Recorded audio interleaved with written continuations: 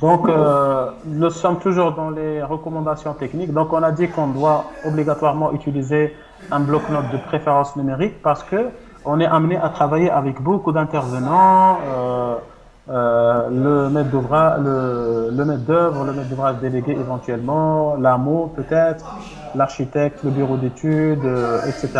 Donc, il faut obligatoirement qu'on utilise un bloc-notes et de préférence numérique. Pourquoi? C'est pour faciliter la mise à jour. Moi, personnellement, j'ai testé les deux, numérique et un bloc-notes sur papier. Je trouve que le bloc-notes numérique est beaucoup plus pratique. Et en même temps, quand vous voulez faire des... C'est facile à mettre à jour, ça c'est un. Et deuxièmement, vous pouvez par exemple colorer les points qui sont plus urgents ou plus importants que les autres. Vous pouvez déplacer l'ordre des priorités. Et vous pouvez aussi, vous voulez par exemple faire un mail de relance, simplement de copier directement les points et de coller dans le mail, donc c'est vraiment très pratique. Mais l'essentiel, c'est d'avoir un bloc-notes, ça c'est obligatoire. Ne jamais s'asseoir au chantier devant les ouvriers. Quand on fait notre tournée, il est vraiment pas du tout acceptable de s'asseoir devant les ouvriers euh, pour des raisons qui sont évidentes. Voilà, donc l'ouvrier, il travaille sous le soleil, etc. Et le fait de s'asseoir, vraiment, ça donne un sentiment qui n'est pas du tout bon. Donc, quand on est fatigué, il vaut mieux rentrer au bureau et s'asseoir au bureau. Mais dans notre visite, il est vraiment pas du tout bien de s'asseoir devant les ouvriers. Toujours donner la priorité aux ouvriers dans les passages étroits lorsqu'ils portent des objets lourds, donc dans les escaliers, au niveau des portes, etc., des couloirs et tout. Exiger le traçage d'un trait de niveau, en général pris à 1 mètre du sol fini. Et ce trait de niveau doit rester tracé pratiquement jusqu'à l'achèvement, parce que c'est sur ce trait de niveau qu'on va faire les implantations des appareils électriques, par exemple, appareils sanitaires, etc. Donc, c'est un trait de niveau et même le placement des fenêtres, etc. Donc, les portes également. Donc, vraiment, un trait de niveau. Dès qu'on commence la maçonnerie, il faut exiger de tracer un trait de niveau partout et de laisser le travail de niveau pratiquement jusqu'à la fin. Le contrôle des angles peut se faire avec un mètre, avec un angle de rayon de 57,3. Ça, c'est juste une astuce parce que souvent, quand on veut contrôler des angles sur chantier, on n'a pas souvent l'instrument. Donc, on utilise un cercle simple qui a un rayon de 57,3. Et ce cercle de 57,3, quand vous calculez, quand vous calculez le 2πr, ça vous donne un périmètre de 360. Un périmètre de 360. C'est-à-dire que chaque degré, en parcourant le périmètre, chaque degré correspond à, par exemple, si le diamètre il est 1 cm, chaque centimètre parcouru sur le périmètre, il correspond à un angle de 1 degré. Et donc, avec cet angle, on peut faire les différents contrôles sur place si on n'a pas les instruments. Parce que maintenant, nous sommes dans nos bureaux, tranquilles, sous les climatiseurs et tout, mais souvent dans les chantiers, on n'a pas les instruments. Et ça, c'est une astuce pour vous permettre de contrôler des angles, même si vous n'avez pas l'instrument. Juste... Je ne sais pas s'il y a des questions à ce niveau. S'il vous plaît, si vous pouvez répéter ce que vous venez de dire par rapport au contrôle des angles. Je n'ai pas bien assimilé ce point, s'il vous plaît. Oui, par rapport au contrôle des angles, j'ai dit que quand on fait notre contrôle, souvent, on n'a pas les instruments. Au bureau, peut-être ça n'a pas de sens. Quand on est dans notre bureau, ça n'a pas de sens parce qu'on a les instruments, etc. Mais quand on est dans les chantiers, souvent on n'a pas les instruments pour faire le contrôle. Donc on trace un cercle d'un rayon de 57 cm, 57 cm,3. Et si vous calculez le périmètre, si vous avez la calculatrice devant vous, multipliez 2 fois pi, ça veut dire 2 fois 3,14. 2 multiplié par 3,14, multiplié par 57,3. Alors 2 multiplié par 3,14 multiplié par depuis R, multiplié par 57,3. Ça vous donne pratiquement 360, n'est-ce pas?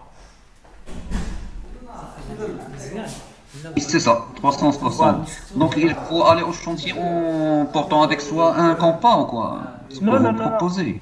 Non, non, au contraire. Voilà, bon, pour tracer un cercle, on a besoin de rien. On peut tracer juste avec n'importe quoi. Un cercle, on n'a pas besoin du compas. Justement.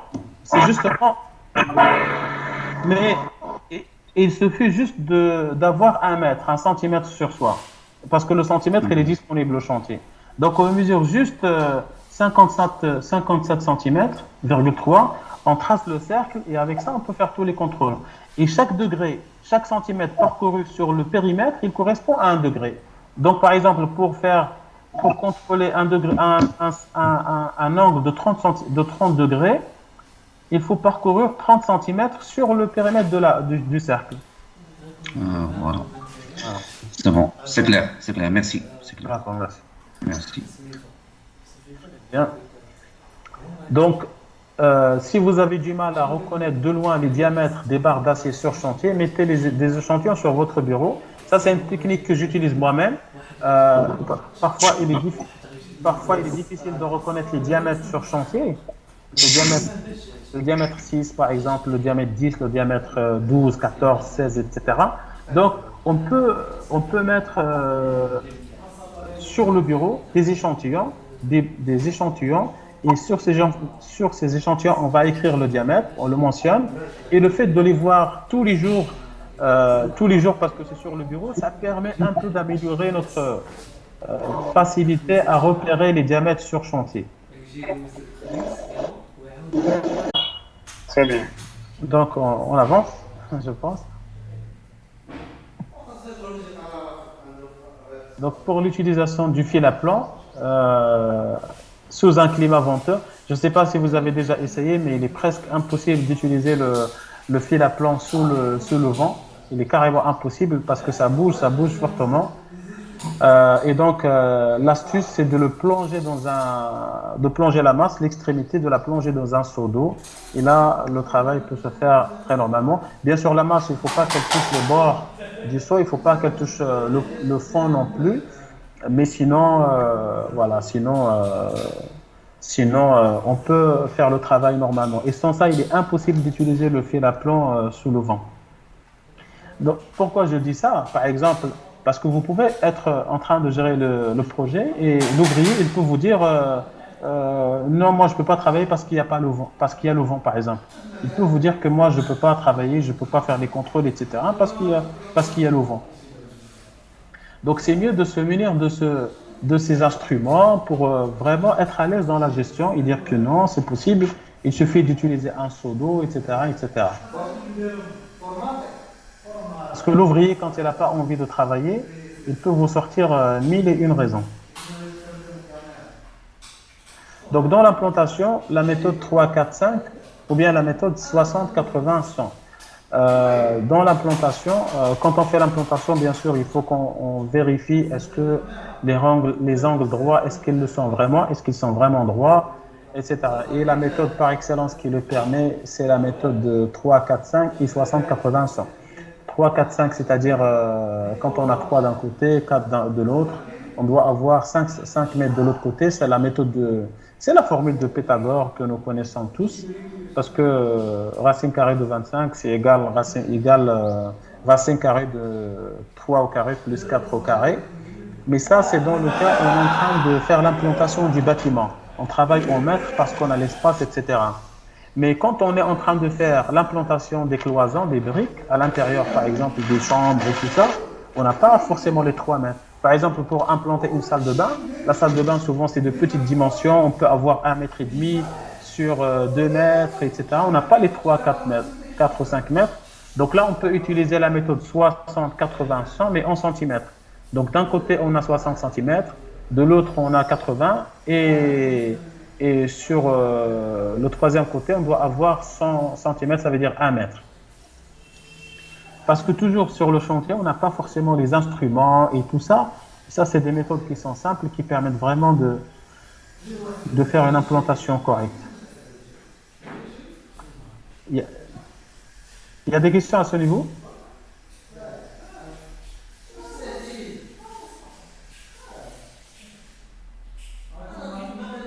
Il y a des questions à ce niveau? Toujours, il faut toujours se dire que l'implantation aussi, donc c'est le topographe et tout ça, tout ça, tout ça. Donc, pour ne pas. C'est le mot. Hein? Oui, mais souvent, parce que le topographe, parfois, il fait l'implantation. Il y a deux méthodes de travail. Pour les grandes entreprises, ils gardent le topographe avec elles jusqu'à la fin du chantier. Donc voilà, donc là, il n'y a pas de problème. Pour les petites entreprises ou bien pour les petits projets, le topographe, il vient juste au début.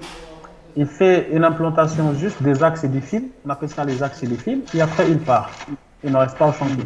Donc là, quand même, pour continuer à travailler, à faire l'implantation, les ouvriers sont obligés de faire ces vérifications à chaque fois. Parce qu'ils ont juste les extrémités, mais ils sont obligés de faire ces vérifications. En même temps, quand ils vont commencer le cloisonnement, là, le topographe, généralement, il ne vient pas pour ça. Et ce type de vérification, il s'impose quand même. Les angles droits et tout. Donc, exiger le remblaiement, le remblaiement autour des bâtiments le plus tôt possible. Quand on fait les terrassements, on creuse plus large que la construction pour qu'on puisse faire le couvrage des fondations, des semelles et tout. Mais dès qu'on monte au rez-de-chaussée, vous devez exiger à l'entreprise de remblayer tout autour. Ça permet vraiment d'aller vite. On a parlé de la sécurité, donc ça permet aussi d'éviter les risques de chute des engins et des personnes. Donc dès qu'on monte au rez-de-chaussée, parce que les entreprises parfois elles les ont jusqu'à la fin, mais dès qu'on monte au rez-de-chaussée, il faut exiger à l'entreprise de remblayer autour de l'immeuble, parce que sinon d'habitude elle peut laisser, surtout s'il y a un sous-sol, il peut laisser jusqu'à 2 mètres voire plus entre le bâtiment et le terrain naturel. Mais dès qu'on arrive au rez-de-chaussée, il faut obligatoirement imposer à l'entreprise de remblayer tout autour. Au cas où l'implantation est importante, optez pour un contrôle contradictoire par un géomètre agréé. Donc ça rejoint votre remarque, c'est propre. Donc le fond de puits doit être suffisamment propre avant de couler le béton. De propreté, il faut qu'il soit non seulement propre, mais il faut l'imbiber d'eau. Tout à l'heure, on a parlé de la capillarité. On a parlé de la capillarité qui est présente dans le béton, mais qui est présente aussi dans le rocher, etc. Et si le fond n'est pas imbibé d'eau, quand vous allez couler le béton de propreté, le fait que le sol soit aussi capillaire, il va absorber une quantité de l'eau contenue dans le béton, parce que le béton, il est encore à l'état frais. Donc, dès que le béton rentre en contact avec le sol, il va commencer à absorber une partie de l'eau contenue dans le béton. Comme il est frais, donc c'est facile d'absorber. Et quand il absorbe une partie du béton, il va l'affaiblir. Donc, avant de coller le béton de propreté, il faut s'assurer que le fond est propre. Non seulement ça, mais il faut l'imbiber un peu d'eau. Il faut mettre un peu d'eau. Il ne faut pas que l'eau ruisselle, il ne faut pas aller jusque-là, mais il faut juste l'humidifier un petit peu. La réception du fond de puits doit se faire par une personne compétente et de préférence en la présence du maître d'ouvrage ou du maître d'œuvre, vu l'importance justement qu'a cette étape, parce que toute la structure, elle repose sur ce fond. Donc il est important que la réception soit faite en la présence de la maîtrise d'œuvre.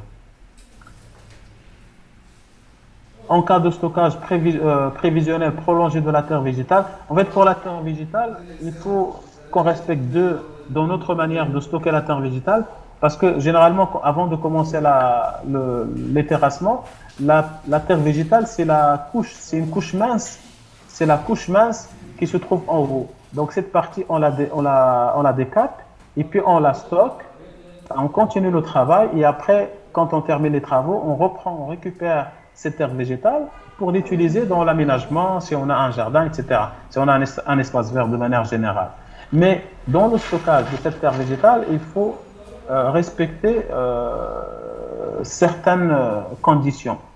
En cas de stockage prévisionnel prolongé de la terre végétale, plus de 6 mois, la surface d'état doit avoir une légère pente permettant le drainage naturel. Parce que la terre végétale, il faut qu'elle reste drainante, il ne faut pas qu'elle soit compactée. Donc, quand on stocke, on va faire en sorte de prévoir comme une sorte de pente pour que, voilà, pour drainer justement cette eau. La terre végétale doit être stockée en tas séparés dont les hauteurs n'excèdent pas 2,5 m. Parce que si vous stockez sur de grandes hauteurs, les couches inférieures, ils vont être tassées à cause du poids des couches supérieures. Ne jamais rouler sur des dépôts de terre végétale pour les mêmes raisons, pour ne pas compacter. Une terre végétale stockée ne doit pas être déplacée à nouveau ni rechargée par-dessus avant sa remise en place définitive pour ne pas la contaminer, pour ne pas la salir. Le décapage ne se fera jamais sur le sol mouillé ou en période pluvieuse, justement pour ne pas compacter cette terre végétale. Prévoir des attentes pour les linteaux en cas de poteau ou voile, c'est-à-dire si vous avez une porte et que, parce que quand vous avez la maçonnerie, les blocs de maçonnerie de part et d'autre, le problème ne se pose pas, vous allez faire un linteau qui va reposer sur la maçonnerie. Mais quand on a d'un côté, nous avons le béton, on a dit tout à l'heure qu'on ne peut pas toucher le béton, on ne peut pas creuser dans le béton. Donc, il faut prévoir dès la phase de gros œuvre, quand on est en train de faire la structure, de prévoir les attentes. Et comme ça, par la suite, on va juste coffrer notre linteau. Le linteau, c'est la partie en béton horizontale qui est située au-dessus des ouvertures, des fenêtres, etc. Je parle qui fait partie de la maçonnerie, sur lequel on pose les blocs de maçonnerie. Mais ça, c'est pas vraiment un problème. Au cas où on oublie de prévoir de laisser ces attentes, on peut faire un scellement. Ce n'est pas vraiment un grand problème. Seulement, ça, c'est plus simple et c'est plus correct. Mais si jamais on oublie de laisser les attentes, on peut faire un scellement après. C'est pas un grand problème. C'est plus correct. Parce que une fois que tu as le poteau d'eau, il ne faut jamais le coucher. Personnellement, les poteaux l'air libre, il ne faut pas les toucher. Exactement. كتكون شويه راه كتبدا سميتو تما كيبداو لي بروبليم. كيبداو مشاكل exactement. سينما كلشي ولكن professionnellement parlant, il faudrait prévoir ça avant. Tout à fait. Et pourtant dans les chantiers, la plupart ils oublient de laisser ces attentes. Parce que l'équipe qui fait la maçonnerie et l'équipe qui fait la structure n'est pas la même. La plupart, ils oublient de laisser ces attentes. Estimation c'est le chef de chantier هو اللي كيكون البرينسيپ ولا تيكون انا عارف هذا. Tout à fait. C'est lui qui coordonne. Exactement. Estimation du poids des barres d'acier au mètre linéaire. Donc, ça rejoint, tout à l'heure, on a fait des estimations des bâtiments courants, des matériaux des bâtiments courants. Et là, pour le poids du ferraillage, pour calculer le poids du ferraillage, normalement, il y a un tableau qui définit c'est quoi le poids du mètre linéaire de chaque diamètre. Mais pour faire simple, il y a cette astuce. Vous prenez le diamètre au millimètre, le diamètre au carré, vous divisez par 162, ça vous donne le poids au mètre linéaire. C'est-à-dire, si nous prenons par exemple une barre de 10, quand on dit une barre de 10, ça veut dire 10 mm. Ça veut dire la barre, elle a un diamètre de 10 mm, la section. Donc quand on prend une barre de 10, pour calculer le poids, on prend 10 au carré, on divise par 162. Donc ça nous donne alors 100 divisé par 162. Ça nous donne 0,61 kg par mètre linéaire. Et ainsi de suite. Donc vous n'avez pas besoin d'utiliser le tableau ou quoi que ce soit, mais vous prenez le diamètre au millimètre, par exemple des barres de 14, c'est 14 au carré, vous divisez par 162, il suffit juste de se rappeler de 162. Vous divisez par 162 et ça vous donne le poids au mètre linéaire. En fait, ces formules simplifiées, elles sont importantes dans la mesure où parfois, on est obligé à trouver tout de suite des réponses, soit des valeurs approximatives ou bien tout à l'heure comme pour le quantitatif, on est amené à trouver tout de suite dans des discussions, par exemple, à avoir des informations dans l'immédiat. Donc ça, c'est vraiment, ça simplifie le calcul. Et en même temps, ils sont très fiables. Pour accélérer l'exécution du ferraillage, il faut accélérer le façonnage des armatures transversales. Le façonnage des armatures transversales, ça veut dire les cadres, les étriers et les épingles, c'est ça qui prend le plus de temps au ferrailleur dans le façonnage et l'assemblage du ferraillage. Donc pour accélérer le ferraillage, on peut se concentrer sur le façonnage des armatures transversales. Si on active cela, ça veut dire que le ferraillage il peut aller plus rapidement. Contrôler les conditions de stockage des barres d'acier et du ciment. Donc les barres d'acier, il ne faut pas qu'ils soient corrodés parce que la corrosion, elle empêche l'adhérence entre le béton et l'acier. Et s'il n'y a pas d'adhérence entre le béton et l'acier, c'est comme s'il n'y a pas de ferraillage. Le béton armé, on ne peut parler du béton armé que lorsqu'il y a une adhérence entre le béton et l'acier, parce que c'est l'acier qui permet au béton armé justement d'avoir une résistance à la traction. S'il n'y a pas d'adhérence, il n'y a pas de béton armé. Et pour qu'il n'y ait pas de corrosion, il faudrait pendant le stockage faire attention. Quand on stocke l'acier pendant trop longtemps, ou bien quand on le stocke à même le sol, sous la pluie, etc., ça prend rapidement la corrosion. Donc on ne l'expose pas directement au sol, on ne fait pas la commande de grandes quantités pour que ce ne soit pas stocké pendant trop longtemps sur le chantier, de préférence de mettre à l'abri si on est en période de pluie, etc. Et la même chose pratiquement pour le ciment. La même chose pour le ciment. Le ciment, c'est plus difficile à contrôler parce que l'acier, visuellement, on peut savoir s'il a pris de la corrosion ou pas. Mais le ciment, c'est plus compliqué parce que c'est dedans et puis on ne peut pas savoir est-ce qu'il a perdu ses caractéristiques ou pas. Mais l'essentiel, dans votre contrôle des conditions de stockage des sacs de ciment, il faut exiger à ce qu'il y ait quelque chose entre les sacs et le sol. Il ne faut pas qu'ils soient posés à même le sol. La même chose sur les murs, il ne faut pas que ça touche les murs. Il faut également que pendant la rotation du stock, quand on veut utiliser des sacs, on commence par les sacs les plus anciens et ainsi de suite. Et même lors de la commande, il faut vérifier, en tout cas exiger, à ce que l'entreprise, au cas où elle n'achète pas directement chez les producteurs, si elle achète auprès de revendeurs, il faut opter pour les revendeurs qui ont une bonne rotation de stock. Parce que sinon, même si vous faites le contrôle sur chantier, il se peut que les sacs de ciment aient passé beaucoup de temps, pas au chantier, mais chez le fournisseur, chez le revendeur. Et le résultat, il serait le même. Vous allez avoir un ciment qui n'est pas bon.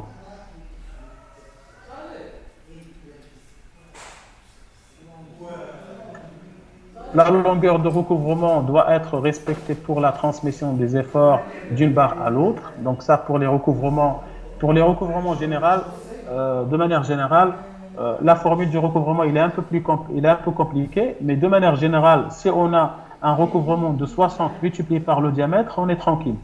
Le recouvrement, en fait, quand vous coulez une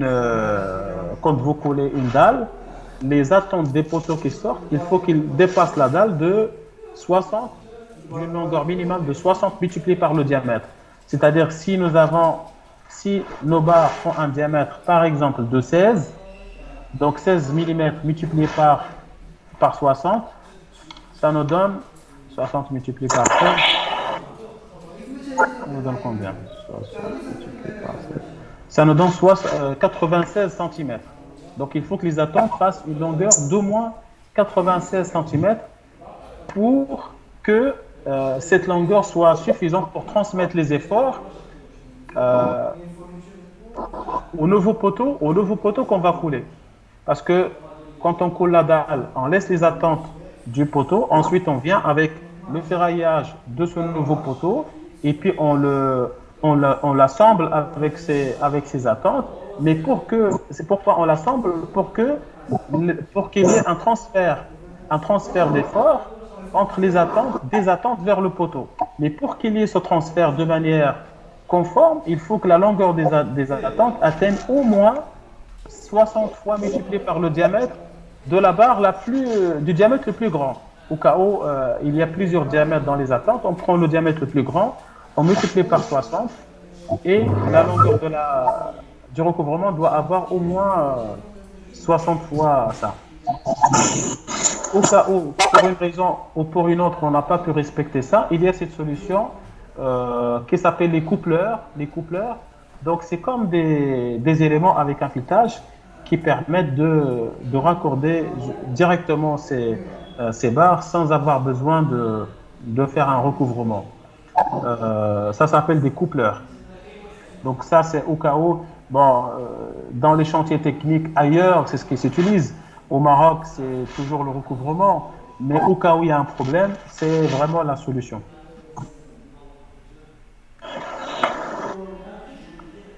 Est-ce qu'il y a des questions déjà à ce niveau? Le recouvrement, donc le recouvrement, en fait, quand on coule une dalle, supposons on coule une dalle, mais nous avons un niveau dans le plan, on a encore un niveau supérieur. Oui. Donc, les poteaux, le ferraillage des poteaux ne s'arrête pas au niveau de la dalle. Il faut que ça dépasse un peu la dalle, n'est-ce pas? Bien sûr. Voilà. Maintenant, le recouvrement, c'est la longueur de ces barres qui dépassent la dalle. Il faut que la longueur de ces barres, il faut qu'elle ne soit pas inférieure à une certaine longueur. Cette distance, elle est estimée à 60 multiplié par les diamètres de ces barres. Supposons que ces barres, c'est des barres de diamètre de 14 ou bien de 16 par exemple. Ça veut dire 16 mm ou 14 mm. On multiplie 60 fois 14 mm ou bien fois 60 mm. Et la longueur que ça nous donne, c'est la longueur minimale que doit respecter ces attentes. D'accord.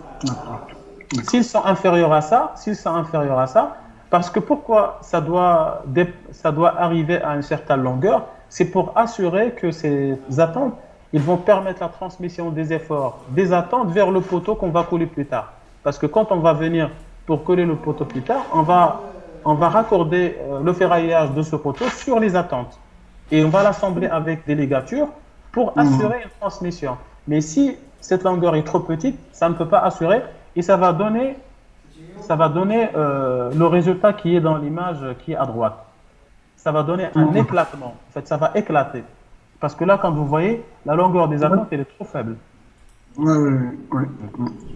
Maintenant, je disais, si pour une raison ou pour une autre, on n'a pas pu respecter ça, on n'a pas pu prévoir les longueurs suffisantes du recouvrement, on peut opter pour les coupleurs qui sont complètement à gauche, en haut et en bas, mais à gauche complètement. C'est des éléments avec un filetage qui permettent directement de raccorder les éléments. Ça, c'est un autre procédé. Ce n'est pas un recouvrement, mais c'est un assemblage avec des coupleurs. On appelle ça des coupleurs. D'accord. Merci. Lorsque vous entendez le bruit du dégageur, il faut aller vérifier. Vous pourriez découvrir une catastrophe. Souvent, les entreprises, tout à l'heure, je disais que pendant la visite, ils vont pas tout vous montrer. Ils vont vous montrer juste les choses qui vont vous permettre, qui vont permettre à l'entreprise d'avoir une bonne image auprès de vous, maître d'ouvrage. Et elle va laisser, quand elle commet des erreurs ou des problèmes de qualité, etc., il va essayer de faire ça à votre insu. Et souvent, quand vous entendez le bruit du dégageur, c'est qu'il y a vraiment un problème. Donc, quand vous êtes dans un chantier, vous entendez le bruit du dégageur, il faut insister pour que vous ayez vérifié qu'est-ce qui se passe. Souvent, c'est des catastrophes, vous allez voir. Lorsque, entre le moment de la réception d'une étanchéité et celui de la mise en place du revêtement, il se passe beaucoup de temps, il faut exiger une nouvelle réception. C'est-à-dire parce que quand on passe la réception de l'étanchéité, que ce soit l'étanchéité légère pour les salles de bain ou l'étanchéité pour la toiture, il faut juste après, il faut la protéger. Comment on la protège? Eh bien, tout simplement, on met en place le revêtement. Parce que c'est des revêtements, ou bien on met en place la chape pour la protéger. Si on ne fait pas ça, si l'entreprise elle demande la réception, ensuite elle attend par exemple un mois avant de poser la chape ou le revêtement, il faut refaire l'étanchéité parce que les étanchéités, les membranes, ils sont très fragiles. Surtout quand il fait chaud par exemple, ils sont vraiment très fragiles. Et donc juste en marchant dessus, on peut parfois les percer. Donc si l'étanchéité n'est pas faite, n'est pas protégée, juste après il faut refaire l'étanchéité. En fait, la réception qui est faite avant, elle est nulle. Il est primordial de bien préparer la surface avant l'application de la peinture. Donc, bien sûr, on nettoie, on nettoie, on enlève toutes les saletés, etc. On gratte. Les métaux doivent, à défaut d'autres procédés, être protégés par une peinture anti-corrosion pour une bonne tenue face à la rue. Toujours éliminer la rouille et la laitance avant le coulage. Pourquoi? Tout simplement pour permettre une adhérence parfaite entre le béton et le ferraillage. Donc quand vous avez un ferraillage qui est corrodé ou bien qui a pris de la laitance, surtout pour les attentes, parce que quand on coule les planchers, généralement on fait tomber de la laitance, ça veut dire du béton, sur les attentes. Donc plus tard, quand on va couler les poteaux, eh bien, on se retrouve avec un poteau dont le ferraillage est couvert de laitance. Donc il faut exiger un nettoyage pour assurer une parfaite adhérence entre l'acier et le béton. Les barres d'acier récupérées et dépliées après façonnage ne doivent pas être réutilisées. Dans les normes, quand un ferraillage est plié et ensuite quand on le déplie, il ne peut pas être réutilisé. Mais il y a une exception. En fait, il y a un ferraillage qui peut être réutilisé, qui peut être déplié une seule fois, mais c'est un ferraillage, c'est un acier qui est spécial, qui doit avoir dans sa fiche technique, ça doit avoir cette caractéristique. Et c'est-à-dire il est dépliable. Mais dans tous les cas, il ne peut être dépliable qu'une seule fois. Donc pour un ferraillage qui est normal, qui n'a pas d'avis technique, quand il est déplié, il est plus conforme, il est refusé automatiquement. Maintenant, si vous avez affaire à ce ferraillage qui est spécial, qui est dépliable, ça veut dire que c'est un ferraillage qui a un avis technique, il ne peut être déplié qu'une seule fois. Ça veut dire si vous pliez, vous dépliez, et si vous pliez encore une fois, même si vous dépliez, il est plus conforme. Mais de manière générale, c'est un acier qui ne peut pas être déplié. C'est pas de l'acier dépliable généralement.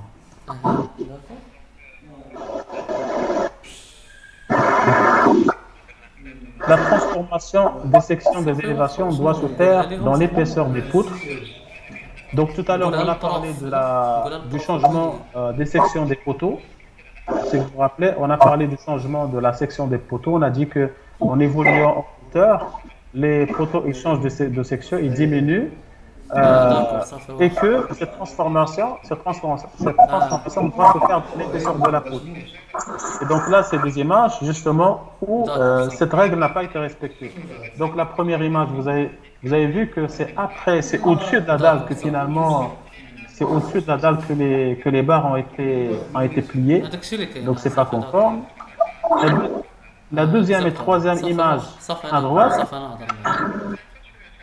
Tout à l'heure, on avait dit que quand on veut changer de section, ça respecte la règle de 1/6. C'est-à-dire, quand on monte dans la zone de transition, quand on monte de 6 cm, horizontalement, on ne doit pas dépasser 1 cm. Mais si on n'arrive pas à respecter cette règle, il faut il faut arrêter la barre. C'est comme si la barre elle va faire un demi-tour et ensuite on va insérer une nouvelle barre dans le poteau d'en haut. Mais dans les images qui sont là, les images qui sont à droite, les deux images qui sont à droite, cette règle n'a pas été respectée et vous voyez qu'ils ont laissé les barres qui sont à côté. Normalement, ils devaient être pliés dans le poteau, dans la poutre, au niveau de la poutre. Mais dans ces images, ils ont laissé les barres, par oubli ou bien par erreur. Donc ça, c'est des images, c'est un ferraillage qui n'est pas conforme non plus. La même chose pour la... Oui? Oui, il y a une question?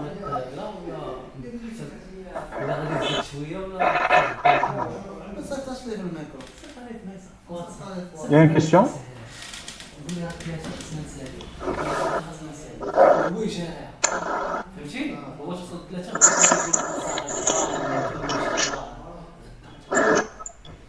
C'est bon, pas de question pour moi.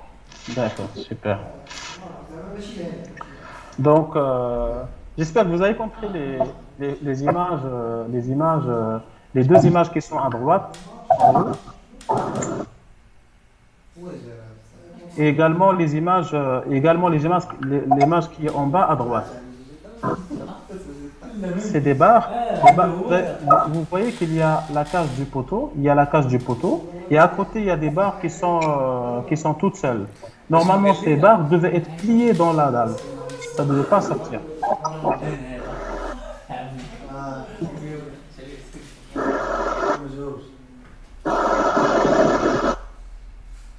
Je vais vous...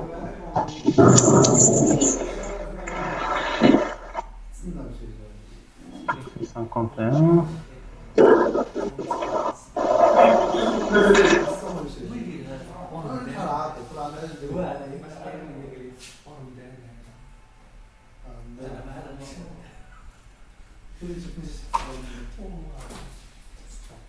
Voilà, vous vous rappelez de ça? Vous vous rappelez de ça?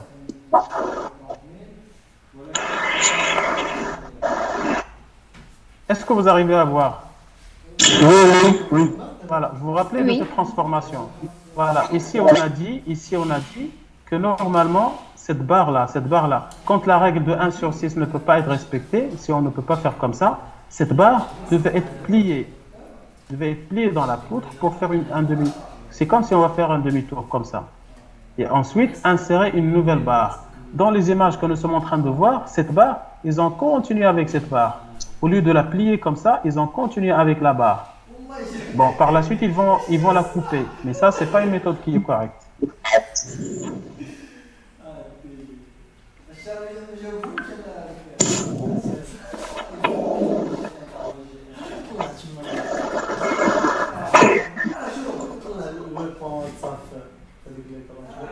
Alors, 51.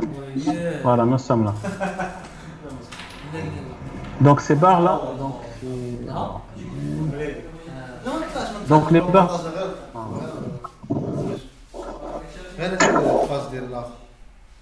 Donc, les barres que vous voyez ici, ça, c'est des barres qui devaient être pliées dans la dalle. Ça, c'est des erreurs. Et ici, au lieu de faire la transformation dans la dalle, ils ont fait la transformation au-dessus de la dalle. Donc, ils ont fait la transformation sur la dalle, mais ça devait se faire dans la dalle, comme ce qu'on a vu tout à l'heure. Je crois qu'on va s'arrêter là.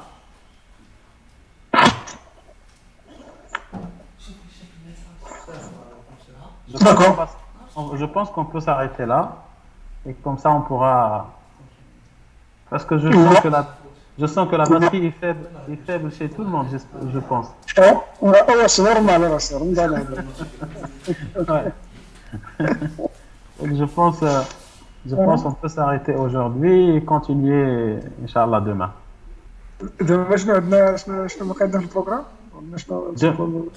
Demain, on va toujours continuer. Il y a des dispositions constructives concernant les poteaux, concernant les poutres. Voilà. Mais demain, ça va être moins long qu'aujourd'hui.